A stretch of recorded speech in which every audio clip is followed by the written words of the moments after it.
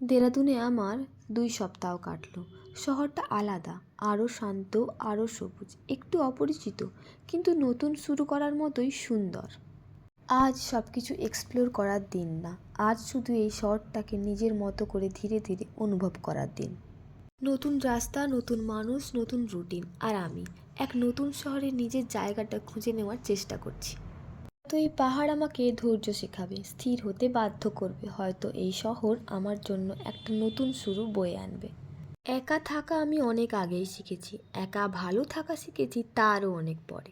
প্রতিটি মুহূর্ত, প্রতিটি ঘটনা, প্রতিটি পরিস্থিতি, সে খারাপ হোক বা ভালো, এক্সপিরিয়েন্স করা আমার হবি।